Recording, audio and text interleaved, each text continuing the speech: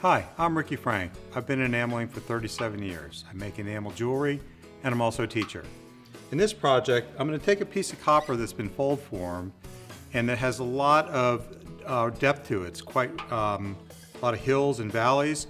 So what I'm going to do is I'm going to use a glue to apply enamel onto this, because if I didn't, as I sifted, it would just start to fall off and it wouldn't cover the piece completely. So to start with, I need to get the grease off, because when I spray glue on here, if the grease is on here, it's not going to stick. So I'm going to use some commercial copper cleaner, and I'm just going to take my finger and rub it, and you can see how quickly it cleans that copper off. I use a sponge to get into the little nooks and crannies here. And not only is it cleaning the copper, but it's also degreasing it, so that when the water runs over it, it's not going to pool in areas. So I'm getting all this grease off. Clean my fingers.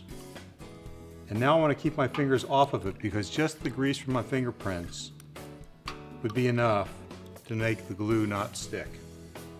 So I'm going to dry it, again keeping my fingers away, holding it from the edge. So I've got a nice clean piece of copper now.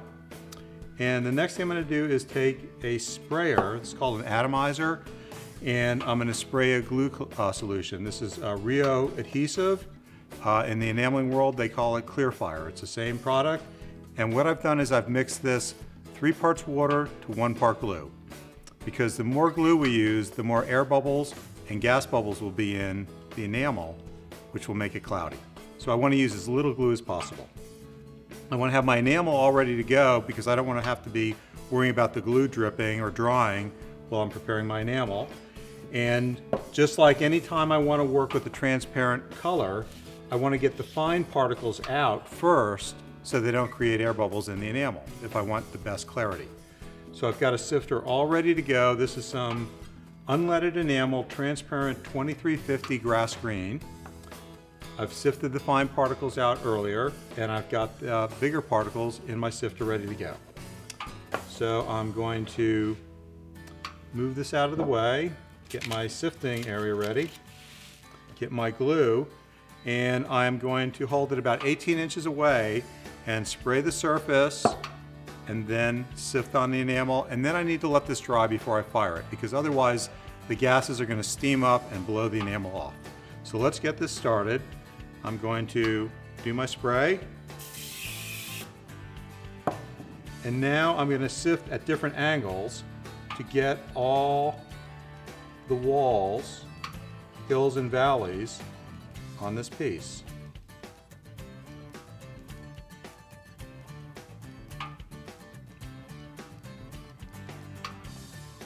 The next thing I'm going to do is I'm going to put it on a screen so that it can dry, and I'm going to use the top of the kiln. Now the kiln's made for firing enamel, obviously, but it's also nice and warm. In fact, if you leave your hand on there too long, you burn yourself. It's also got a little hole in the top used for venting. Most of the time, I just leave mine unvented. Some people I know put their plug in there, but what's nice about this little hole is it's shooting hot air. So I can just put this right over there and it'll dry very quickly. So let's just give it a few seconds to dry. And if you could see it clearly up close, you'd actually see the enamel getting lighter in color, and that's when I know it's dry.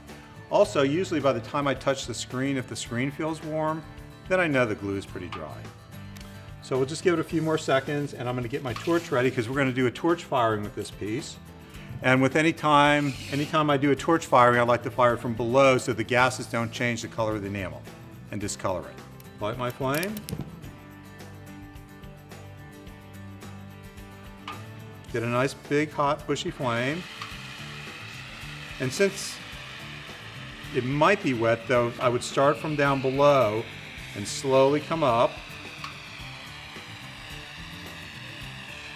And I'm going to move the flame over the whole piece to heat it quickly. And again, when we're using transparency over copper, the first thing that's going to happen as the enamel starts to melt is the copper is going to oxidize.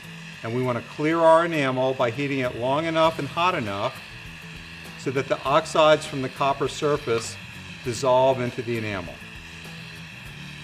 And then what we'll see is the copper looking bright and reflective, and we'll see that beautiful green color of the enamel.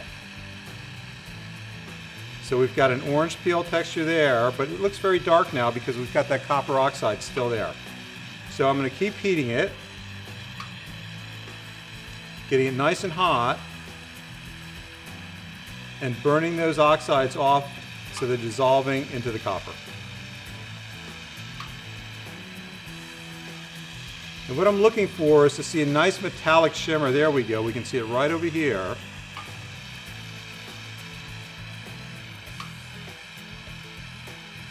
And sometimes you got to do this a little bit longer than you think to get it really, really hot.